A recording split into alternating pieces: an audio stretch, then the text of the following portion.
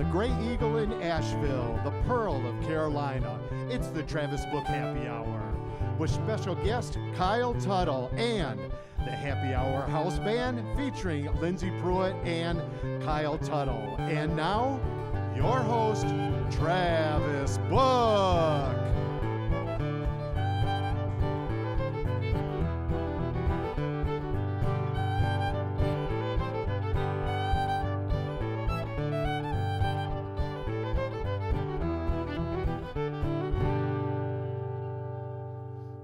Good evening, welcome to the Travis Book Happy Hour. Thank you. Our first episode of 2021, and my nose is still itching. Bill, thanks so much, man. Thanks for the great introduction. Glad you're here. We are essentially studio audience free tonight, trying to keep things as COVID safe as possible. It is, there's a lot going on in the world right now.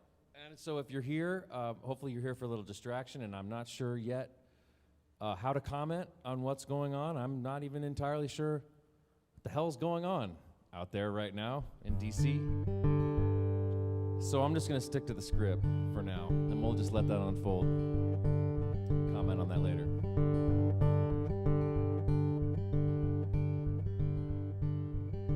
Why we worry, tell me. Why we cry and tell me.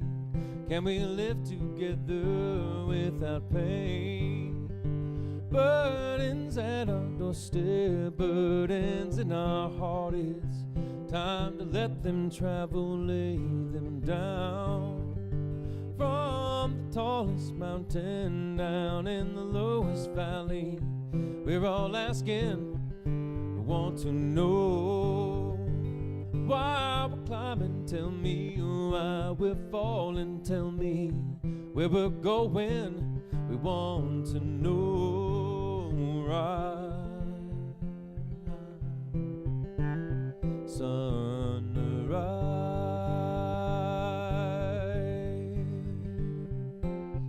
rise, sun, rise, sun.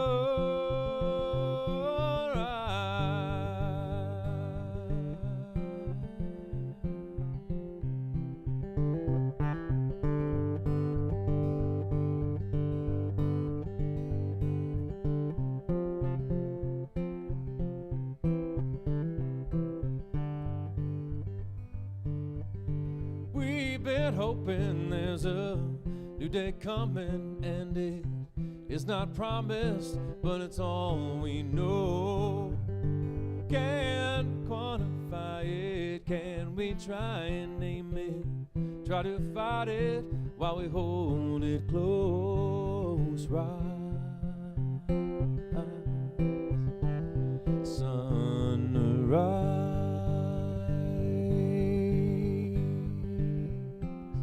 Rise, sun, rise, sun,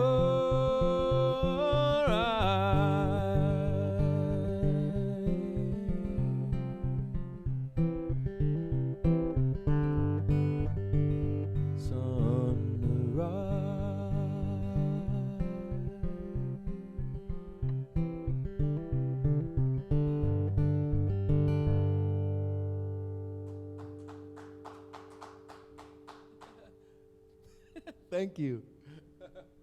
That's awesome. The sound of four hands clapping.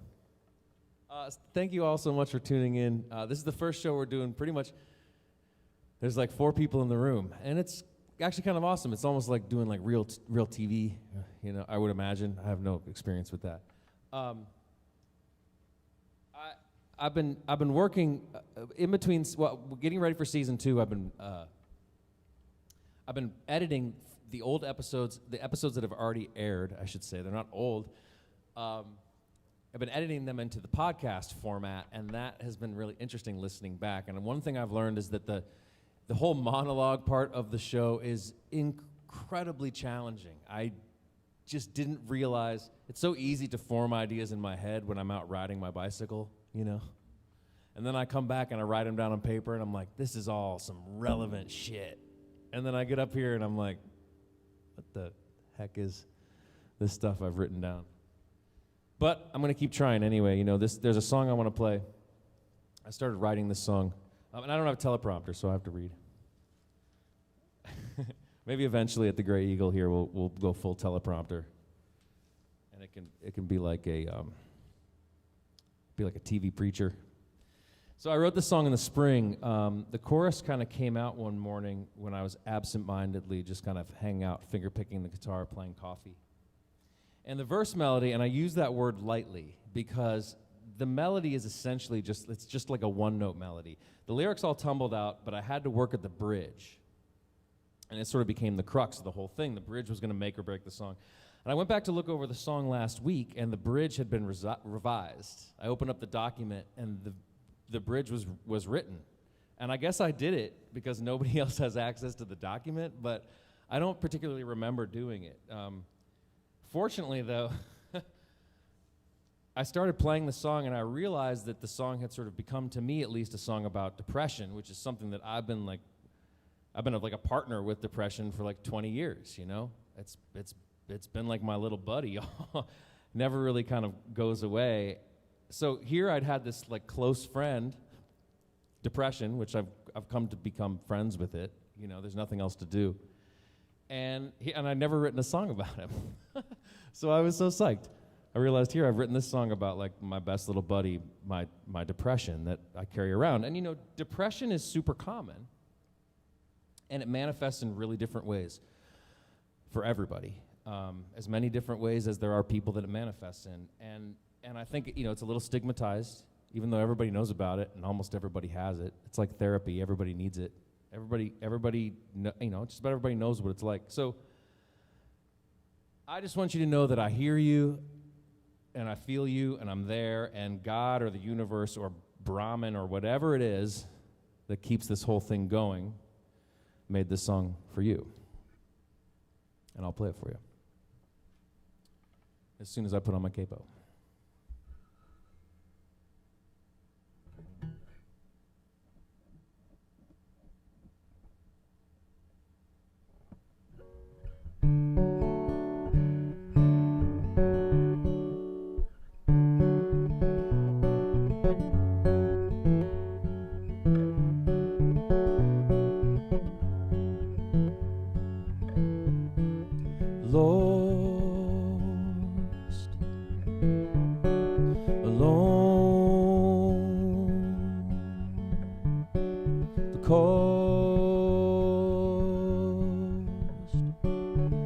Too much to pay on your own. Your faith is gone. You can't find your way home. I will lead you home.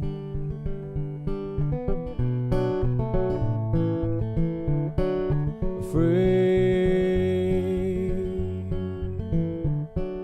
the day,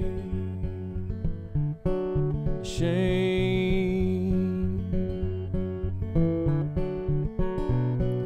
feeling this way, faith is gone, you can't find your way home, I will lead you home.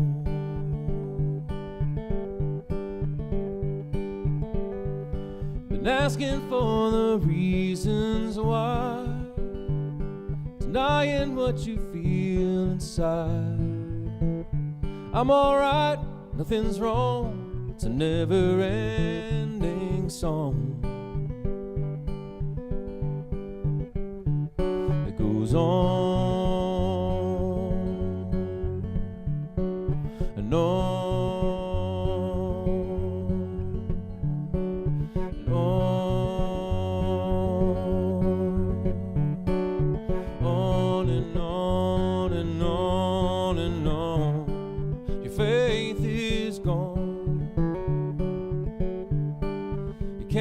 Find your way home. I will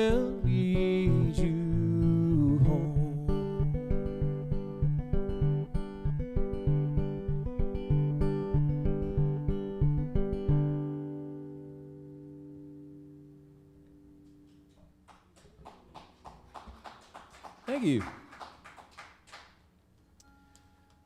Cool, thank you. Thanks again for everyone tuning in out there on the internet, on Facebook. The entire season 1 is still available on the website, the Travis Book Happy Hour, if you'd like to review any of those. And the entire first season is going to become a podcast.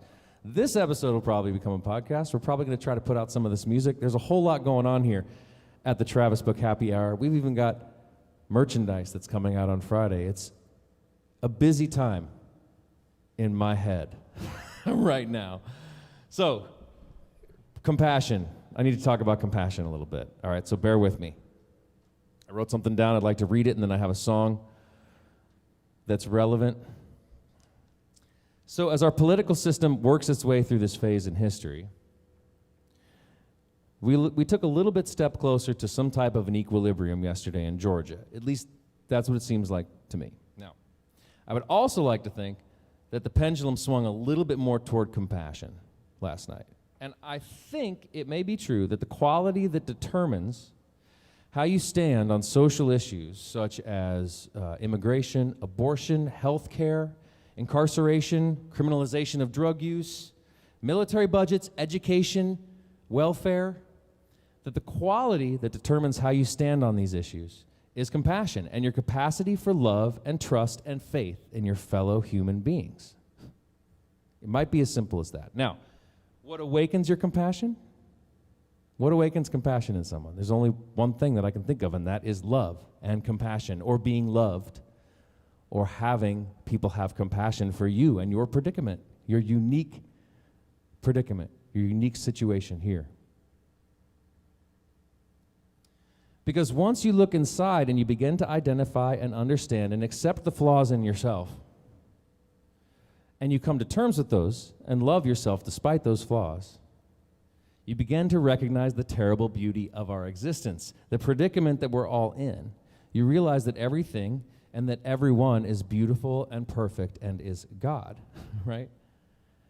So once you see that in yourself, then you begin to see it outside of yourself. You see it in others. And when you realize that we're all one with a capital O, which is also really similar to zero, which we also are, your judgments begin to fall away, your fears diminish, and your righteousness no longer seems so right. Out of this place, compassion arises, right?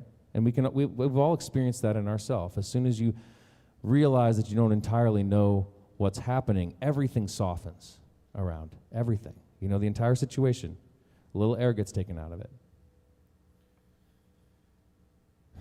So to make a broad generalization, I kind of think that may be in some ways where the left and the right kind of divide, to get political on it for a minute. And I think that's a fundamental issue that separates us. Because compassion and love and faith cannot live where judgment, fear, and righteousness rule. I don't know if that's true. Just occurred to me, I thought I would say it. Hey, will you please welcome the one, the only, one of my favorite people, Ms. Lyndsay Pruett, to the stage. Please welcome Lyndsay. Are you somewhere near, Lyndsay Pruett? Do you want to jam with me right now? Yes, Thank I do. you. Oh, yeah. Yeah. Lyndsay, thanks for coming and doing the show. I know you've been here before. Thanks for having me. You were here when we did... With Mimi Naja. You were here for Mimi Naja, and it was Mimi's idea that you join us, and it was Kyle's idea that you join us, and next time it's going to be my idea because you are so fantastic. No, I'm a good supporting actress, you know. So I'm talking about compassion here. I'm talking about justice and that sort of thing, and so I'm going to do a little Pete Seeger song here.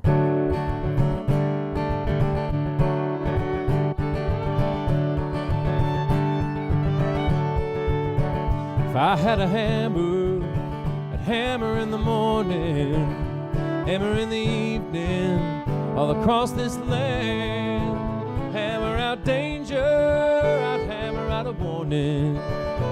Hammer out the love between my brothers and my sisters all over this land. If I had a bell, ring it in the morning, ring it in the evening, all across this land.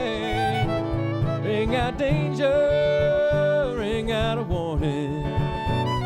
out the love between my brothers and my sisters all over this land.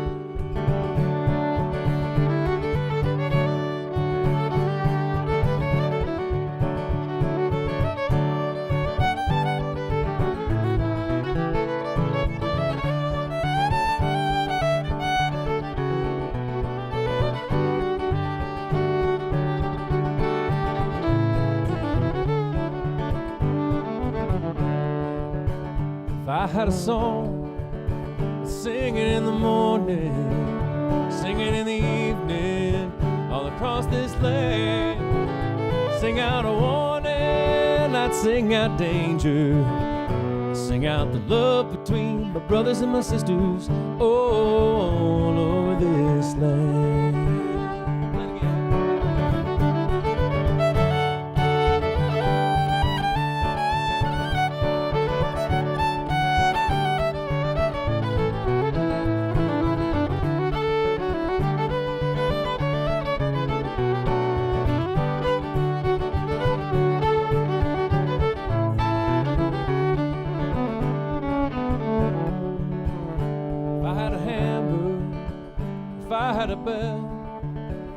If I had a song to sing all across this land, hammer out justice, I'd bring out freedom.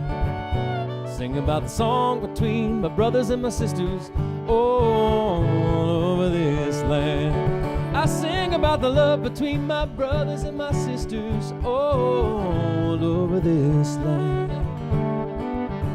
Yeah, all over this land.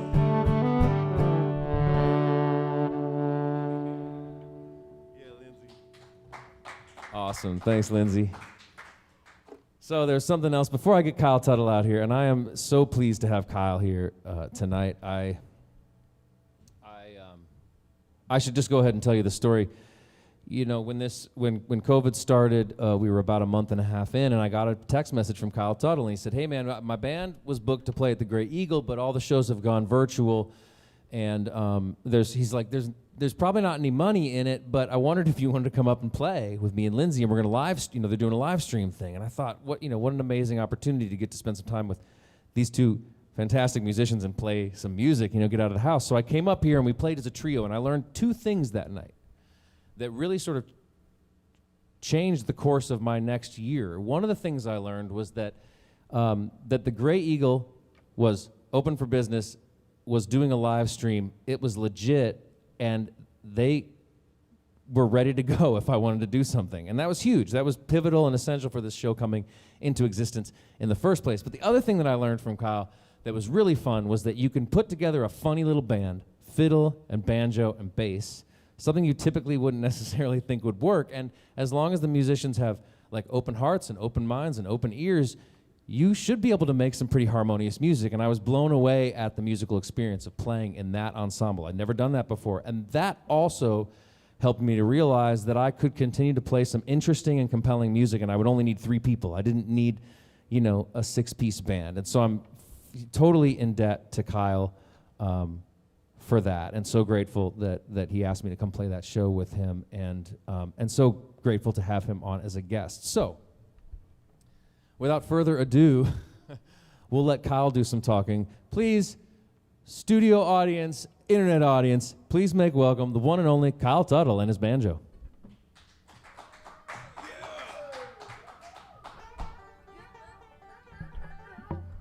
Yeah, buddy. Howdy, folks. Hi, Mom. Is your mom watching? I don't know, just, it's the internet, it's TV. She probably is. Hope she is. Watching. Hi, Kay. Man, first of all, thanks so much for coming to Asheville. You live over there in Nashville, which is fine. I won't hold it against you. Yeah. Always trying to recruit more fun and interesting people to move out this way. So. Yeah, I'm happy to be here. Thanks for the invite. It's all my pleasure. Is it okay if I sit down on the stool? Let's do it. I don't know what it is about the stool. I just like it for the interview segment.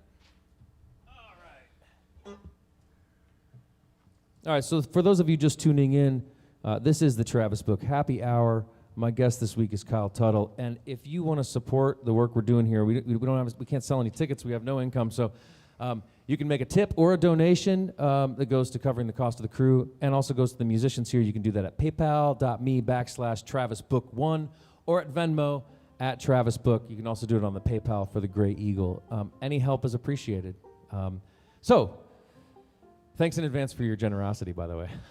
Thank you very much. So, Kyle. Yes, sir. Yes, sir. When did you get into playing music? Oh, man. When I was born, at the beginning, at the beginning of life, I was 5 years old when I was Can I get a little bit more of him in my wedge? Hey. Can you hear me now? I could get a little more of me in my wedge, too, I guess. Checky. Yeah, I was, let's see, I was about 2 years old, 3 years old, and my grandparents used to sing songs to me. There's not really music in the family, but they sang like in church and stuff. Yeah. And there was this little toy guitar, and I was just banging on this toy guitar and singing songs when I was like about 3. So they put me in guitar lessons when I could like hold a real guitar. I was about 5. Wow. Mm-hmm. It cuts Early deep on. for you. Yeah, I've been at it for a while. How did that lead to banjo? Well, I was a guitar player. I was like a punk rocker and metalhead, as a teenager, playing in punk rock bands and stuff. But also living in Georgia, you're around this music. I was around plenty of banjos and fiddles and that stuff. But then I was given a banjo by my grandparents. Also, they're obviously formative, although not musicians. They had this banjo laying around in the attic. It's an old Silvertone. Wow. With a real skin head and a plastic resonator with a screw, big old bolt right through the back of the resonator. That was my first banjo. Amazing. Still have it. Amazing. And I was hooked, man, immediately. I did that. I got one of those out, and I was just like, oh, yeah. All right. I love that. And now here we are. That was 17 years ago. So actually, yeah, that's right about, I've been at it right about half of my life now. The banjo, that is. That's killer. Tell me about where this banjo came from. This banjo, this is a 1979 ode. This is a 1979 ode style C, I think, that belonged to my buddy Richard Barrett's dad. Richard's a local Asheville cat. We were playing with the Greenliners the first time that we were down here at the evening that you just spoke of. Right. Guitar player in that band. This belonged to his dad. I bought it from him when I was probably 18 or something. And then Robin Smith put this neck on it for me. Right, the great Robin Smith. The great Robin He's Smith. put a lot of good necks on a lot of good banjos. He actually put 2 on this. He put 1 on this, and I broke it in half. And then he put another, and then he put this one on here. And yeah, he's I've seen that played out before. Yeah, he's made a few. I got a handful of his banjos. So Last night we were talking about your realization about playing and the audience. And here we are in a situation where there's not a whole lot of physical audience. Do you want to talk about that a little bit? I thought that was a really interesting thing you were talking about. You want to riff on that? Yeah.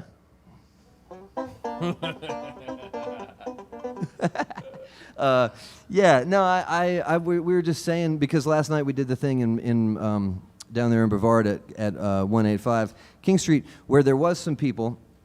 But a lot of what we've done is like this, and my experience, like especially, where there's the Zoom thing that earlier in the year was happening a lot, and I guess is still happening a pretty good bit. But but yeah, I guess one of the things that I've learned by being stuck in this situation is that I get a lot more from the audience maybe than I thought I did, or that the audience is a more important part of what we do, because you can get a couple of pickers together, sit in your driveway, sit 6 feet apart, follow all the rules, play some music together, and don't get me wrong, I love making music. It's why we're both sitting here originally. Right. But there's something about that energy that you get, that's giving and giving back, Totally. that I wasn't so aware that I really depended on that, until it sort of got taken away. And the Zoom calls, it's kind of how I figured that out, because then it's just me sitting in my basement playing to the computer screen with 10 or 12 or 15 or 20 smiling faces. And I realized that picking with my buddies in my driveway didn't do for me the same thing that being alone in my basement still, unfortunately, but giving it to somebody. You know. There's a thing there. You know. It's great. It's really important. There really is, and it's really important to me. You know, maybe not everyone, and that's okay. Right, and I think you said, like, part of your discovery was that at some point, you know, your pathway took you from, you know, you're native of Georgia, and you lived in Santa Fe, and then you ended up at the Berklee School of Music, and you know, the Berklee, it's like you're saying it's all about the notes. So it's about the notes. You're playing, yeah. like, a lot of notes. I just spent so much time saying, oh, you know, I got my notes ready for tonight. Like I'm going to play some really good notes tonight. Yeah. I did all my homework. I know. I'm ready. I'm going to play the good notes. And you're going to see your buddy play their good notes. And I'm going to see my buddy play his good notes, Right. and he's going to see me play my good notes. Yeah, and at Berklee, you know, that's the culture. Everyone's the jams. You know, everyone gets together and tries to, for lack of a better term, outplay each other. Yeah. Because you're all pushing each other. Right. You know, and I'm grateful for that time, and I learned a lot there too. You know, I learned how to push, how to use your instrument and maybe push somebody a little farther than they thought they could go. Right. But it's not the same thing as what we are doing here for a couple people, and what you would be doing in a normal world in this room. You know. Yeah. Which is it's not, and you may not play the best notes that night, but who cares? You know? Well, that's the realization that it seems like a lot of people come to as they age. It's not just like, I'm sure that has a little to do with it. You too. realize that it's not just the notes. Each note isn't maybe as important as you thought. It's like each little event, every thought, every little thing maybe just doesn't.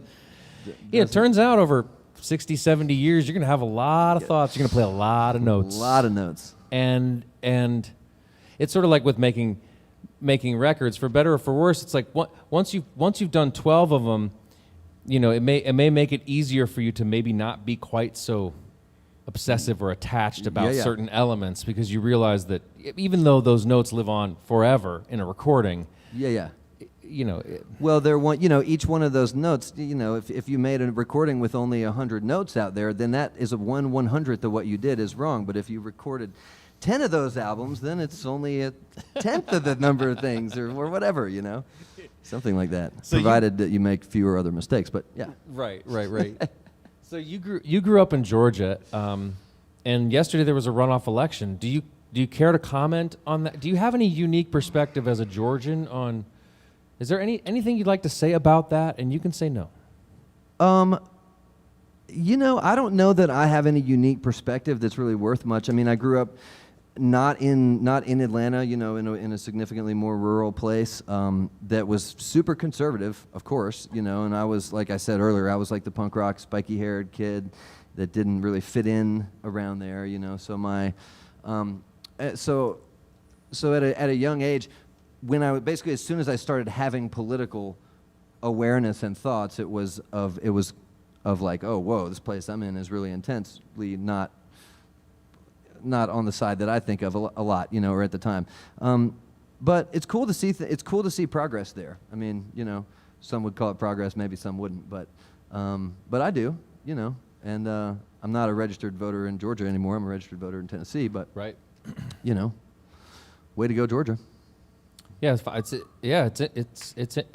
all very interesting. It's all very interesting to me. I find this a very, very compelling time to be alive. It is. I mean, you know, I will say I saw something on the internet, you know, where they're getting down to counting votes at some point, and you're looking at such small numbers, you know, and that, to me, is still very disheartening. You know, I mean, it's like, okay, maybe it's these tiny. We're talking about these tiny. You know, if one side wins, even by a significant margin, then you can kind of say, okay, well, at least technically the majority of the people in this area represented kind of feel this way. When you're talking about a couple hundred on this side or the other side, you're really essentially talking about a split right down the middle piece of pie or pizza or whatever you're into, you know, and that's a tough one, man. Even if, regardless of what side I'm on, if my side wins an exactly split down the middle race, I'm not going to feel super great about the fact that my side won, because half the people aren't feeling represented. Well put. You know. Well put. And that is troublesome to me. Yeah. The whole thing is like I'm getting to the point where it kind of like makes my brain stop. You know? Sure. Like I started to ask you about it, and even that experience was kind of like my brain was like, dude, don't bother.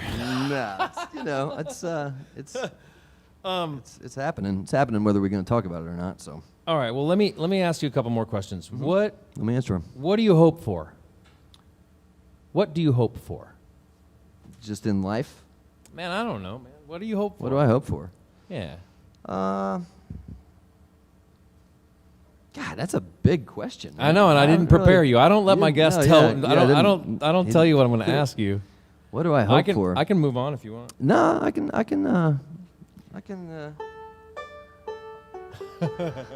What do I hope for? Well played, man.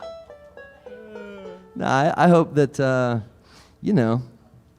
hope that everybody out there watching this is having a good time, and I hope that we, all that people that do the thing that you and I do get back out doing it and giving energy and stirring up good vibes to people again, soon. I mean, that's it's kind of that's something I hope for. Yeah, that's something I have a lot of hope for sure. Let me ask you something else. I hope I catch a big old fat bass next week when I go back home, but See, whatever. that's what I'm talking about. Like I'm hoping for some good dry weather tomorrow so I can get in a good long bike ride. That sounds great. Yeah, simple, self-centered. Mm-hmm. I also, hope for world peace, and I hope that like Mitch McConnell suddenly just poof vanishes, just disappears. But sometimes you just have to. I like to say you can have whatever you want within reason, and so if you kind of keep your desires in check, you can be really fulfilled in this life. So you should be able. That's beautiful. You should be able to play some music soon, and you should be able to catch a big old fat bass, baby. Here's a weird Appreciate question that support. for you. Why do you think you're here? I really like this interview, man. These questions, I already burned up my thinking song, though. I burned up my thinking song on the even less existential one. I should prepare you. No, I don't. I like this. Kind of Why do I think I'm here? Why do you think you're here? Either why do you think you're on Earth, or why do you think you're here tonight, or what is your purpose? Would be another way of putting it. But why do you think you're here? Well, man, I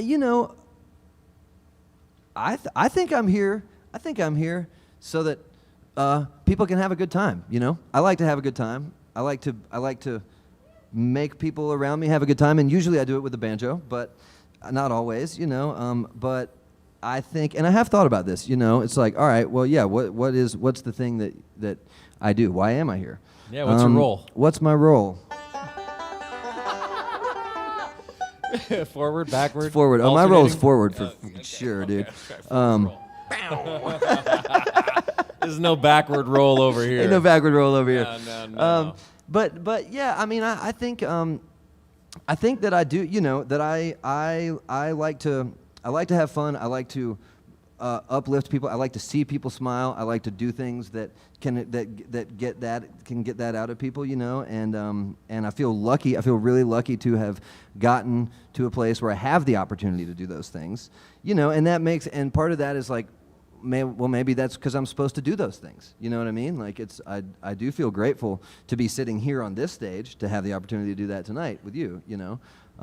And I did a lot of things to get here physically and, existentially. And why did I do those things? I don't know. I guess because it was what I was supposed to do. That's got to be a good feeling. Yeah.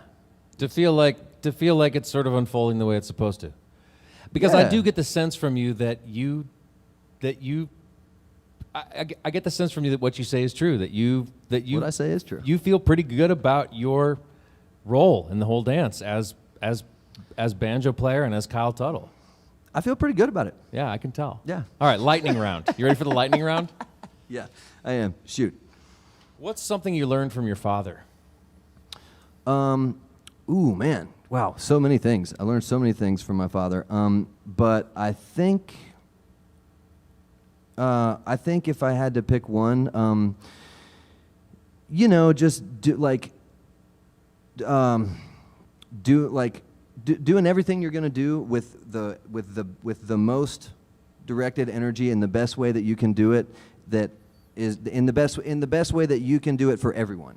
You know what I mean? I think that's kind of like the way he looks at things. That's my impression of the way he looks at things and approaches tasks, whether they're fun tasks or work tasks. You know, don't cut corners.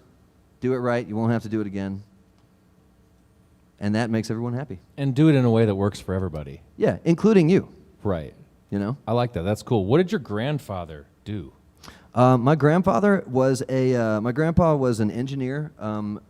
He worked for Lockheed, and during World War II, he was in the Army. You know, like he was an enlisted guy in the Army. Yeah. Left the Army, went back to college, studied engineering, went to work for Lockheed Martin, and designed ground-to-air radar, which is basically like when planes are hauling ass and they're flying really, really close to the ground. There's a specific radar that basically reads contour. So if there's a small hill up ahead, we're talking like stealth bombers. You know, like planes going right very, very fast. That's some pretty intense science. Yeah. He was a science. He was very much a science man. That's incredible, man. Sure. Math, very much a math man. Well, he passed some of that down to you. You can see that in your playing and the way you approach the banjo. You definitely have a brain that functions at a high level.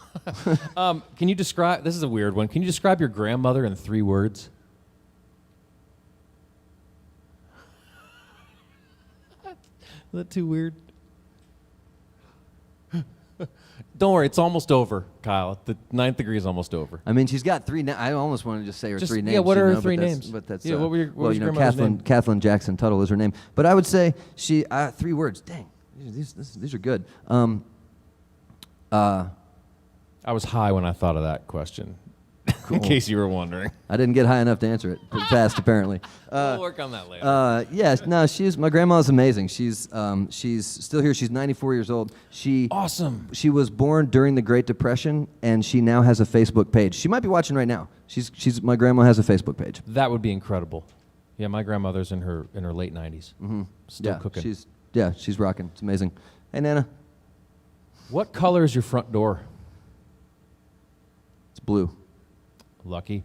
Mine's red. You got a blue toilet though. So I do. Yeah, we discovered that Kyle's got a fascination with blue toilets, and my mom's house across the street that we're renovating has a blue toilet. All right, 2 more questions. What are you afraid of? Nothing. Yeah. I love that. That's my response too, actually. I like to say that. And then finally, what are you happy about? Oh, what am I happy about? Man, I'm happy that I'm here. I'm happy that I'm here talking to you. I'm happy that I got 10 fingers at work and that I got this banjo to play. You know, I'm happy. My sister just had a baby. I'm happy about that. I just became an uncle. That's awesome, Uncle Kyle. Yeah, thank you, Uncle Tut. Thanks, Pops. That's cool, man. Congratulations. Yeah, I'm just generally happy. I'm not generally happy about every single thing all the time, every day. I mean, sometimes things bum me out. But what am I happy about? Mostly everything. Well, I know you're happy about playing banjo for people, so why don't I let you get to it? Ladies and gentlemen, in all of his glory, Mr. Kyle Tuttle. Thanks for tuning into the Travis Book Happy Hour. Oh, thank you, Travis. And thank you, folks. I'll take that from you if you want. Sure. Appreciate you. Yeah, that was fun, man. I really like those questions. Those are good questions. I'm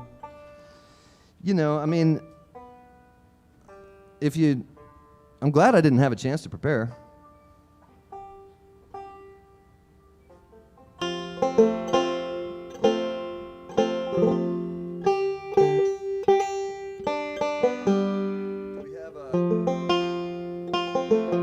we have banjo in the wedge up here? Are you getting the signal out there?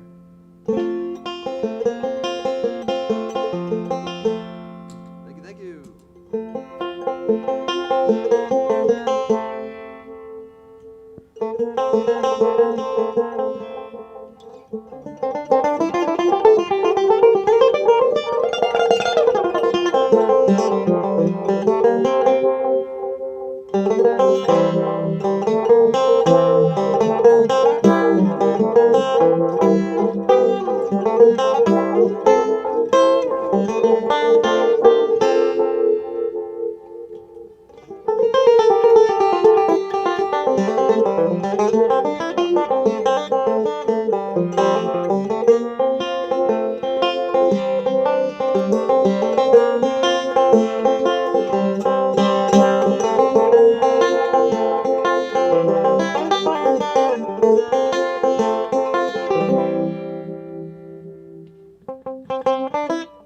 Went to see the captain,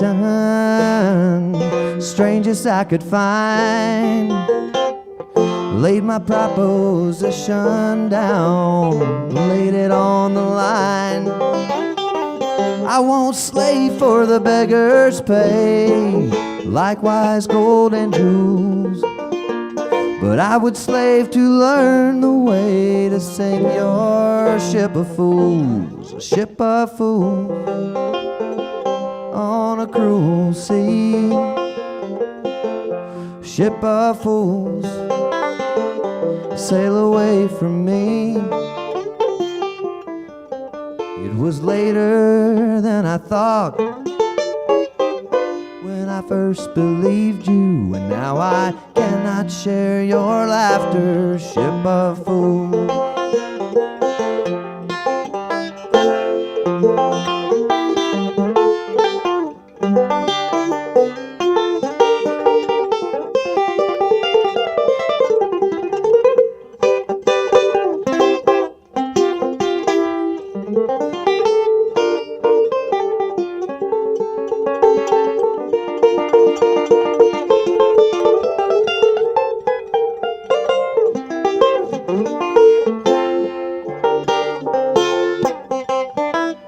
Saw your first ship just sink and drown from the rocking of the boat.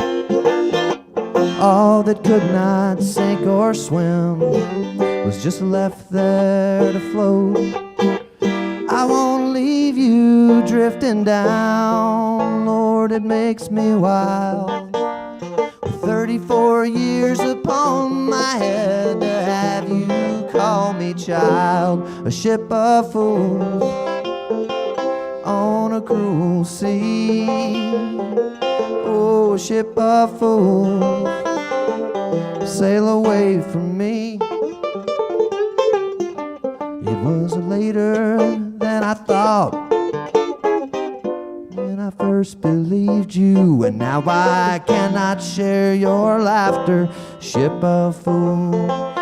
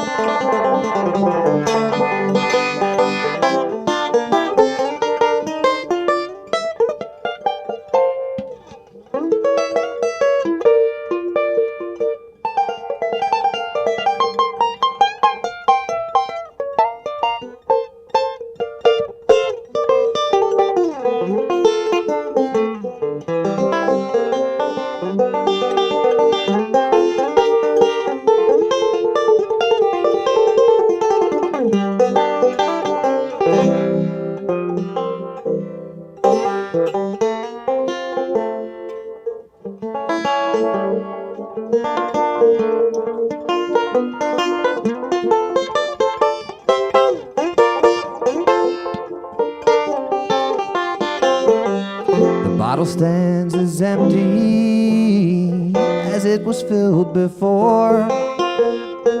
Time there was and plenty, but from that cup no more. And though I could not caution all, still I will warn a few. Don't lend your hand to raise that flag atop no ship of fools, a ship of fools on a cruel sea. Oh, ship of fools, sail away from me. It was later than I thought when I first believed you, and now I cannot share your laughter, ship of fools. It was later than I thought when I first believed you, and now I cannot share your laughter, ship of fools.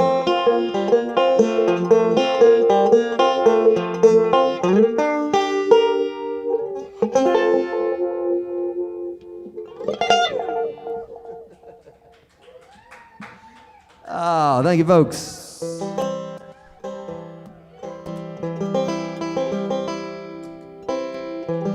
Well, folks, I don't know how familiar y'all are with banjo music out there, but today is the birthday of the guy who made the whole thing up, and his name is Earl Scruggs. So I would be remiss as a Scruggs-style banjo player if I didn't honor the guy by doing something. You know, a lot of people get real hung up on playing exactly like Earl, like every note, like they're gonna learn his arrangements, you know, and he's got books of his stuff out there, and you can learn every note the way Earl did it. And it's awesome. It's also really difficult, you know, to remember the way someone else did something every time they did it. Like, I'm just saying, it's a lot of pressure to play things just like Earl. So I've alleviated myself of that pressure. I'm not gonna play it just like Earl. But I'm gonna play it close.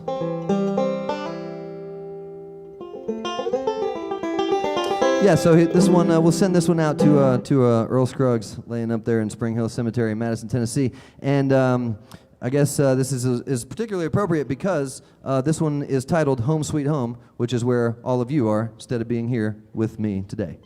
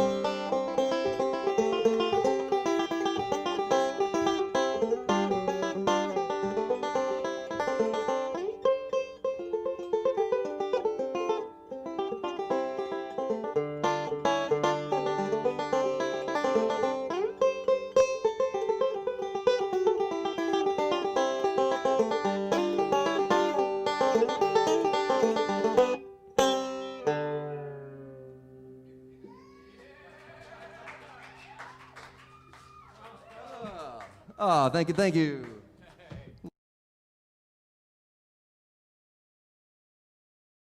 Thank you so much. Thank you, Totally Travis. awesome. Is it all right if Lyndsay let's and I make join you? Let's make some music All together. right, let's all play together now. Oh, come together now. We, you know what's fun? We're running right on time. Isn't that nice? Nailed it. It doesn't matter to anybody but me. But here we are.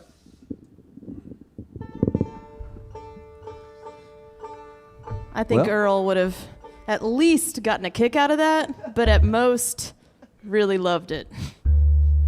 At least gotten a kick out of it. He would at least have gotten a kick out of it. Well, who knows? He's probably rolling in his grave. Sorry, I had to. Are you sure you had to? You had to. Oh, wait. There's one thing I know for sure. Sorry about that. I forgot. No, I think you're playing I Wonder. Oh, God. Yeah, right. I was thinking we were on you were right. segment. No, I was right. You right, you right. I was right. All right. Well, folks, I didn't write either of those songs, but I did write this next one.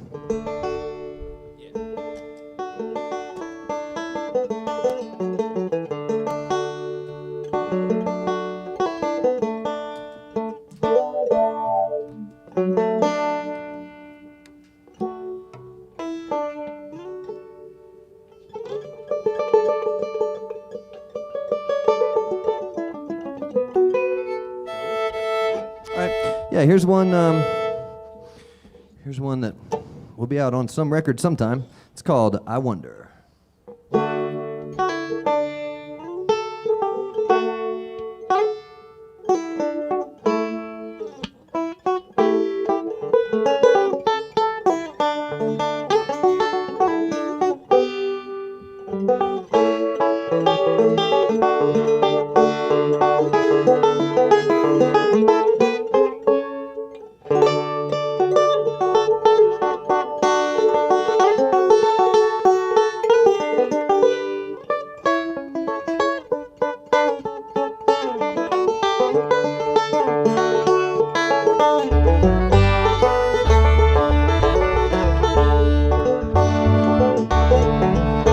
Who cry when I'm gone, when my long days are done? Who cry when I leave this old world?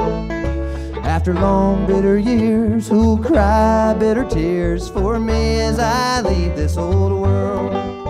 Oh, the ones that I've loved and the ones that I've shown their way through the world and these bodies they own. Oh, I wonder who'll be there to help me come down. I wonder what cries will be heard. Point 'em up towards the skies and that great big surprise. Oh, I wonder who'll cry as I leave this old world.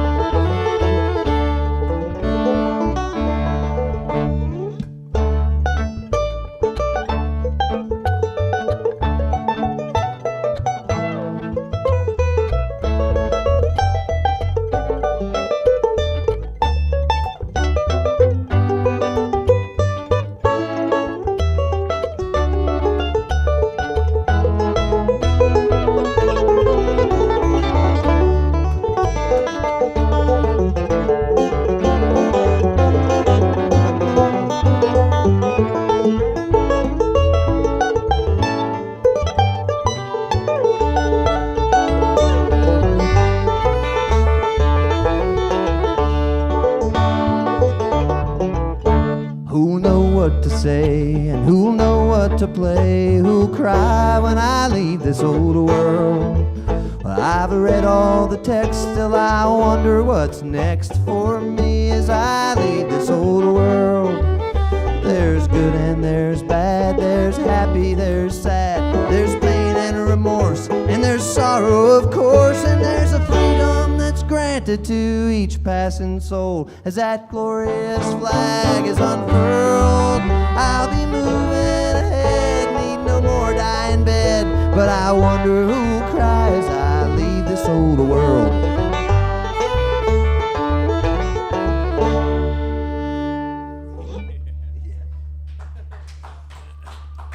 Oh, thank you, thank you.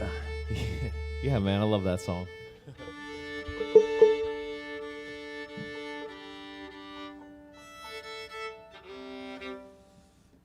I love that song. I feel like I've said all that I should say. So we will play. Say no more. So Say now no we more. just pick. Will you tell us? Do you mind giving us a little just a little context on this song? I just love this song so much, and I think that the story, the topic of it, is so great. Oh yeah, I can't read these lists at all. Yeah, Okay. they're not designed for reading. I sure can give you some. As soon as I can get this banjo in tune here. Yeah. A couple months ago, I was. Oh, sorry. I was like, don't worry about it, man. Take your time. Get that thing close. Get that thing close.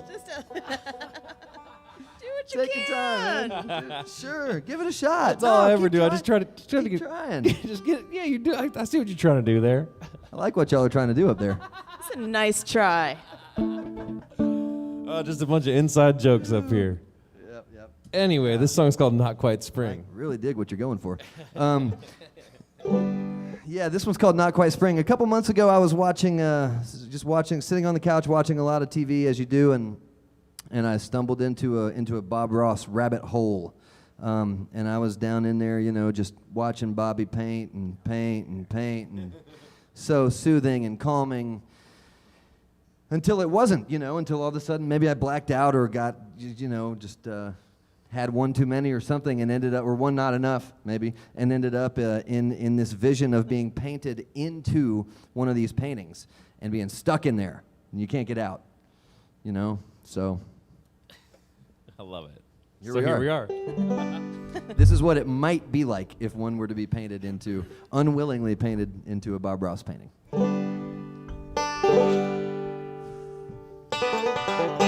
Well, it's colder on the mountain than I ever thought it'd be. Hey, won't you paint my darling right here next to me?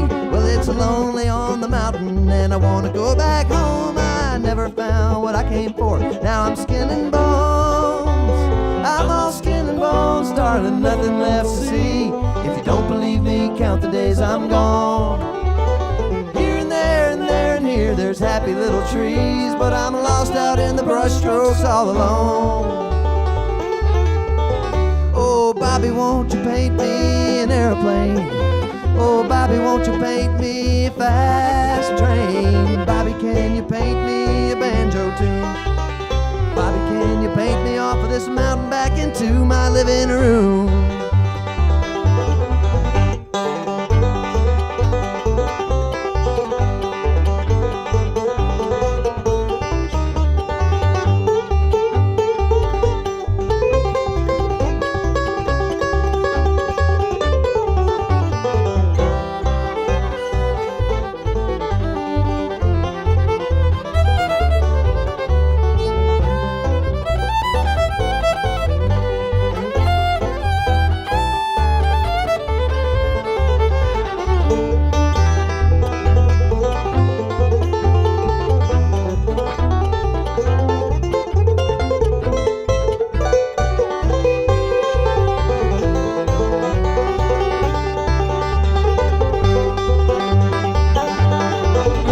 Well, you began to paint this mountain, and I thought there'd be a town, and it'd probably have a grocery store, painted Van Dyke brown. Well, you painted yellow ochre, and you painted phthalo blue, but you never thought to paint me a blanket and some food.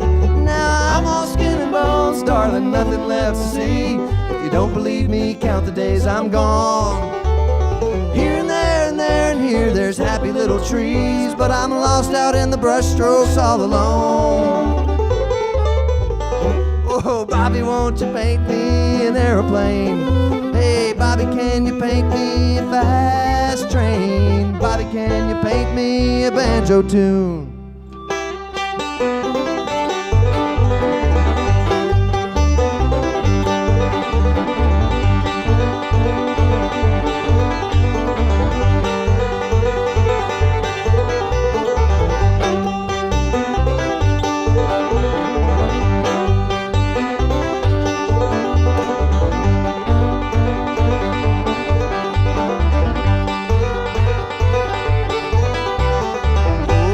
Can you paint me off of this mountain back into my living room?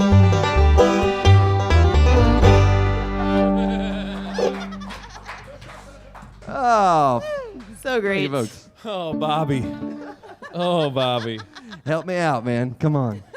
All right, hey, we're going to take just a short break here for our sponsor, Thompson Guitar. 60-second break. So we'll be right back after this short break. Nailed it. All right, now, so hopefully now the Thompson Guitar ad will play, and then I want to talk over it. So last season, Christine at Thompson Guitar reached out about supporting the show. She'd seen Stickley and Lyndsay Lou, and they're both Thompson players themselves, and I've been hearing about these guitars for the longest time. She saw them both on the show, and she wanted to support what we were doing here with the happy hour. So they came on board, and they helped us take the show up a notch last fall. Now, late last fall, they realized they had a guitar sitting around that had been ordered but unclaimed, and so they sent it to Bluegrass Unlimited for a review, and then they shipped it down to me to check out and play for the season, and here it shall remain because I absolutely love this guitar. I love the way it sounds and it looks, and I've been really inspired to play it lately.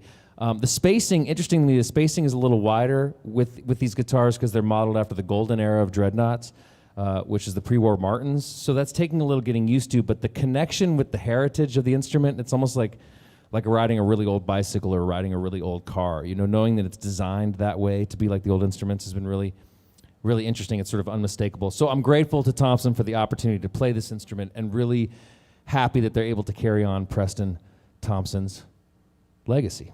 He's really amazing. So big thanks to Thompson Guitars.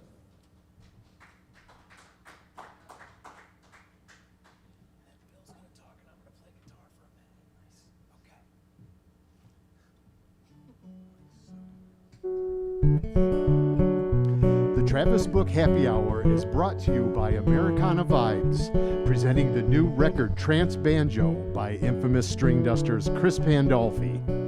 Trance Banjo delivers a unique combination of modern, melodic banjo compositions along with lush, symphonic vinyl samples, beats, futuristic software instruments, strings, analog synths, and more.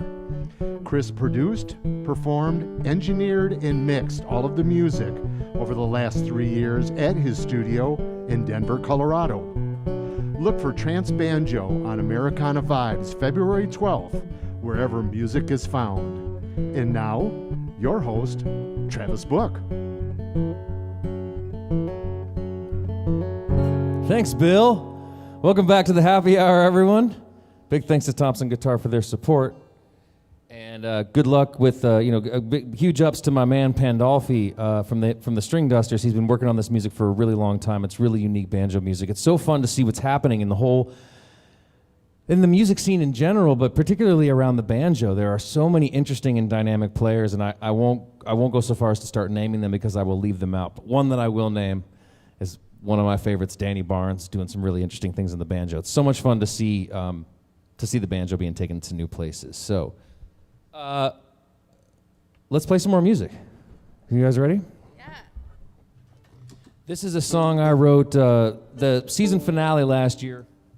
I had a guy on here. His name was Benny Galloway, and he's been a bit of a mentor to me. And he and I wrote this song years ago, and I just sort of discovered it again, and I thought it was really cool. I thought it'd be great with banjo and fiddle. So we'll play this tune.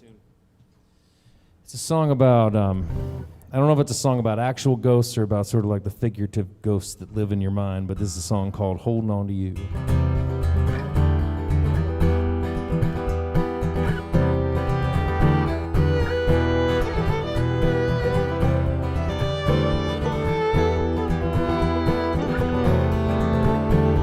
It's always after midnight, the world is barely breathing.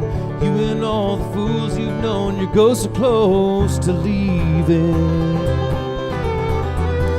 Open up the window, let them out into the night. They won't make it easy, they won't leave without a fight. Won't leave without a fight. They won't leave without a fight. But it's always after midnight, dark has got to get, waiting for the light to fill the spaces where they live. Voices you remember, faces you once knew. Are you holding on to them? Are they holding on to you? Are they holding on to you?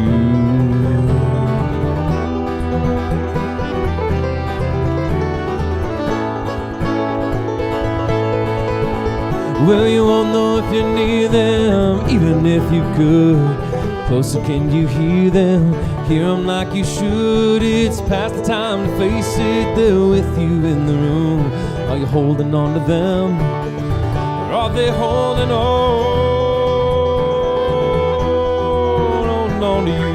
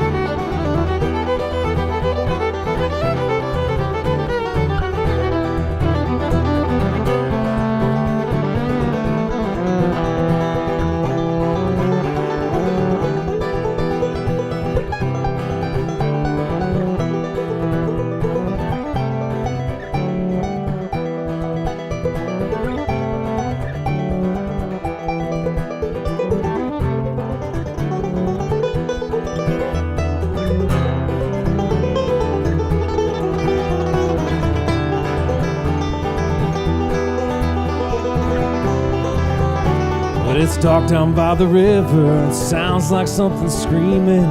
Pretty sure you're gone to bed, wishing you were dreaming. Open up the window, believe it if you can. You gotta wonder if it helped, hold your head down in your hand. Hold your head down in your hand. Hold your head down in your hand.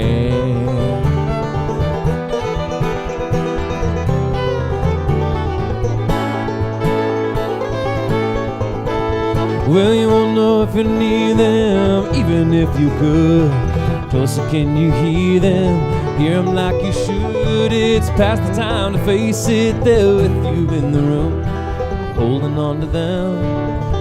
Are they holding on to you? Are they holding on to you?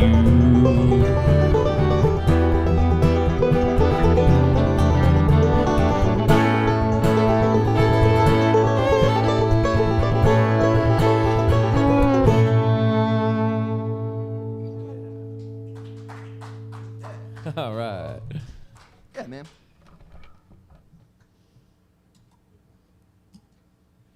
Thank you. Thank you for tuning in at home.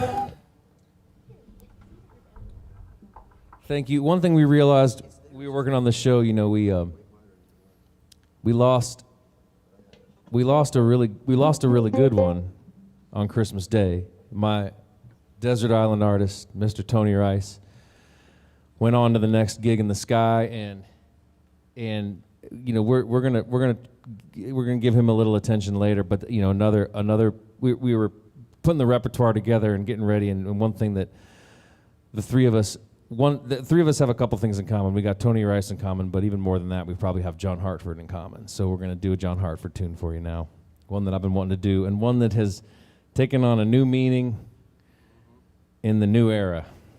I don't know even what that means, but I'll leave it at that. All right, you ready?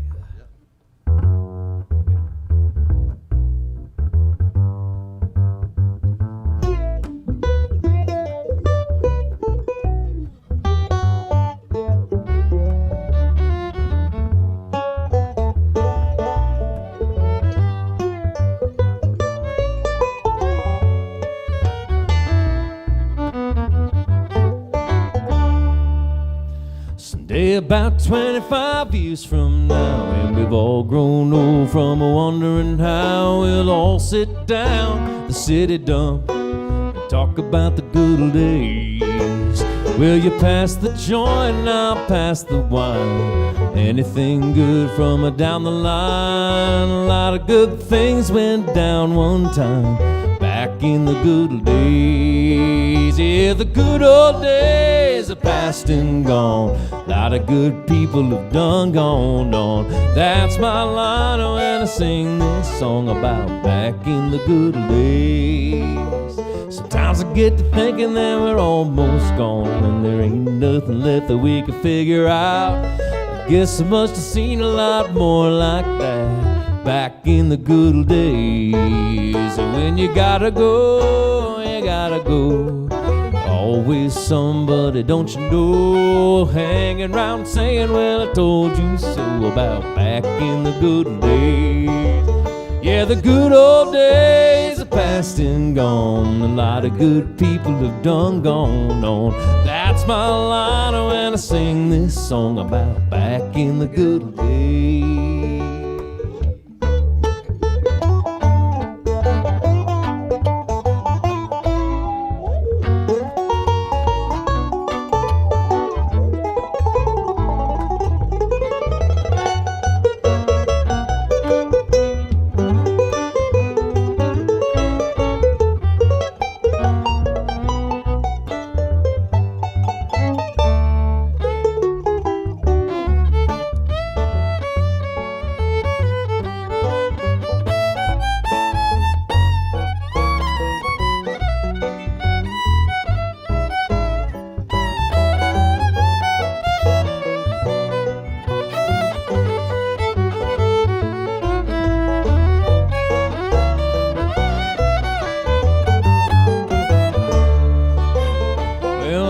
Join hands and we'll gather round.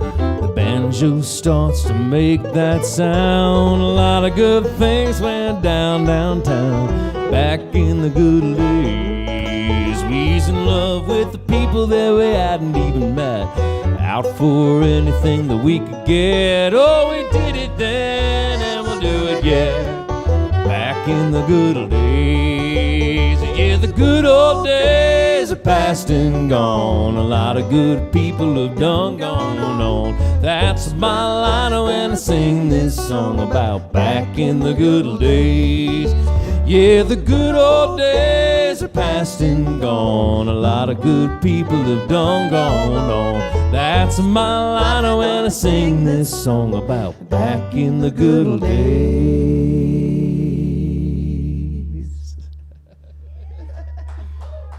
Don't ever forget John Hartford. Don't ever forget John Hartford.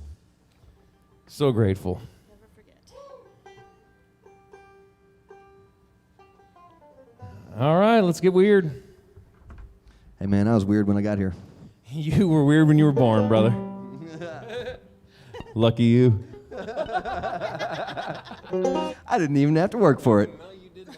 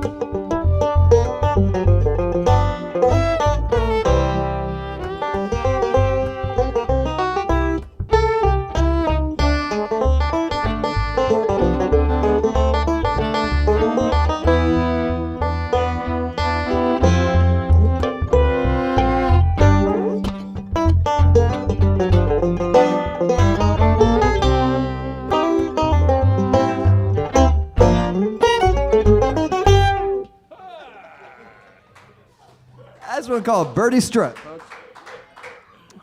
Thank you, thank you, thank you. Should we do another one for Earl? I reckon we should, huh? Yeah. Might as well, might as well. We'll, yeah. Little bluegrass.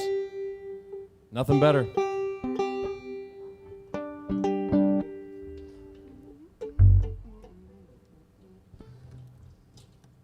Switch that pickup. Switch up picks for this one, man. Switch it up, man. Got to change from the white one to the white one, you know? Oh, right. I know how that works. Only you know. Only I know. And Earl, but he's not here to tell you. Oh, shots fired. One called Little Girl of Mine in Tennessee.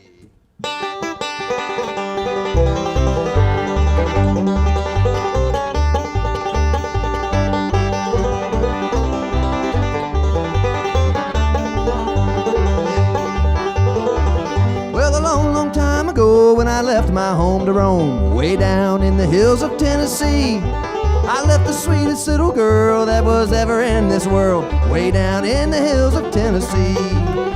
Oh, little girl of mine in Tennessee, I know she's waiting there for me. Someday I'll settle down in that little country town with that little girl of mine in Tennessee.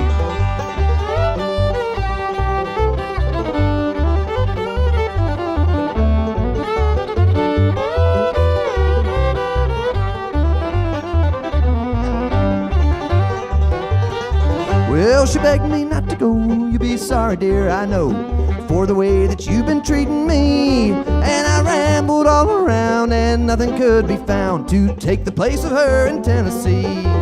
Oh, little girl of mine in Tennessee, I know she's waiting there for me. Someday I'll settle down in that little country town with that little girl of mine in Tennessee.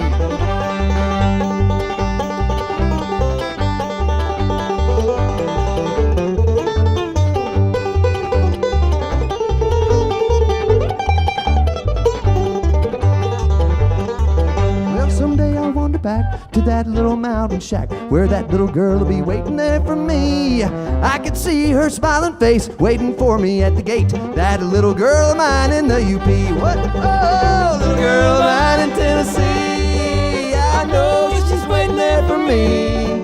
Someday I'll settle down in that little country town with that little girl of mine in Tennessee.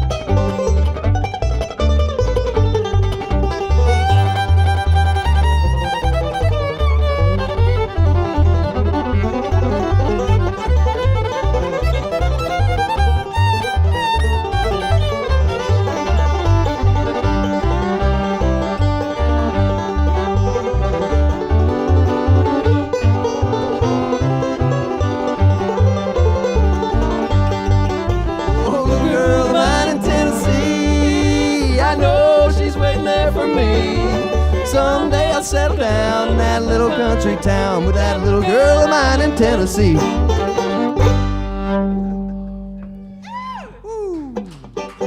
Bluegrass. All right, thank you so much. Thank you. This has been the Travis Book Happy Hour. And we have one more break for announcements. Kyle, will you play us some pretty banjo? I sure will. While we let announcer Bill, the one and only Bill, take us through some necessary information. The Travis Book Happy Hour returns every other Wednesday in 2021 with Josh Daniel, Nikki Bloom, Andy Falco, Steve McCurry, Anders Beck, and a special tribute to the great Tony Rice on April 19th. T-shirts and hats sporting the Happy Hour logo and the Happy Hour motto, "It's okay to be happy," now available at thetravisbookhappyhour.com. And remember, you can tip the musicians or donate to the crew anytime at paypal.me/TravisBook1 or on Venmo at TravisBook.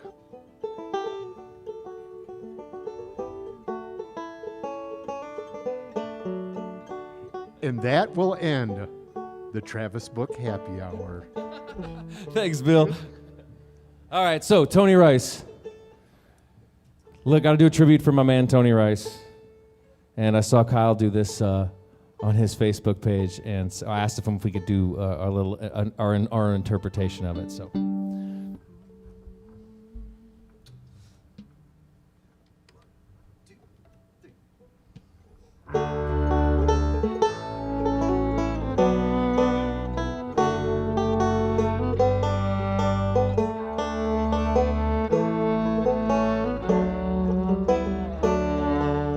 Have you seen the old man by the streets of London, picking up the papers with his worn out shoes? In his eyes you see no pride, and there loosely by his side, yesterday's paper telling yesterday's news.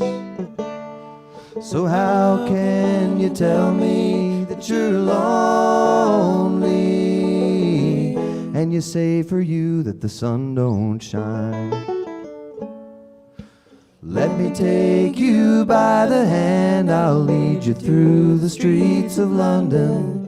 I'll show you something to make you change your mind. And have you seen the old gal that walks the streets of London? Dirt in her hair and her clothes in rags. Well, she's no time for talking, she'll just go right by walking, carrying her home in 2 carrier bags. So how can you tell me that you're lonely, and you say for you that the sun don't shine? Let me take you by the hand, I'll lead you through the streets of London. I'll show you something to make you change your mind.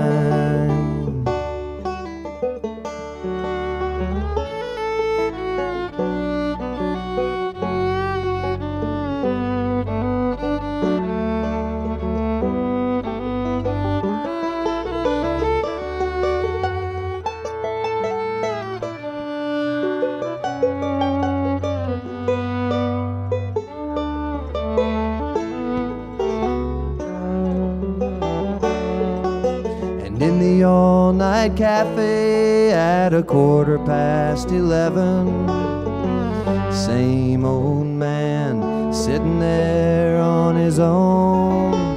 He's looking at the world over the rim of his teacup, and each tea lasts an hour, and he wanders home alone. So how can you tell me that you're lonely, and you say for you that the sun don't shine?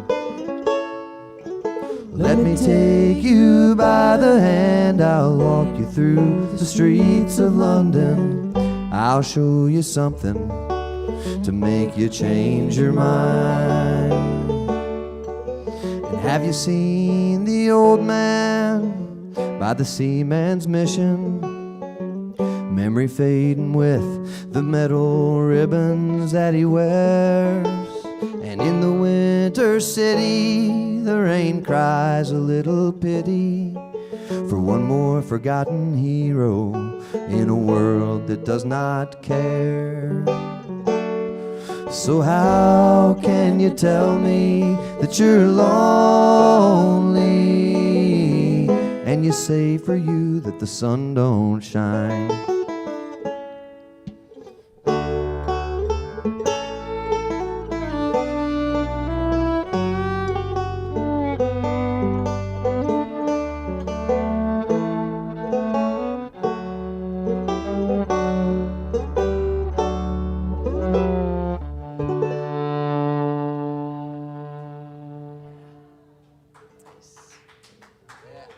Thank you so much. This has been the Travis Book Happy Hour. Huge thanks to Thompson Guitars. Huge thanks to Grey Eagle and the great crew here at the Grey Eagle. And please, if you can, help us out. Donate or tip us at paypal.me/Travis Book or Venmo Travis Book. And we'll leave you with a little pickin'.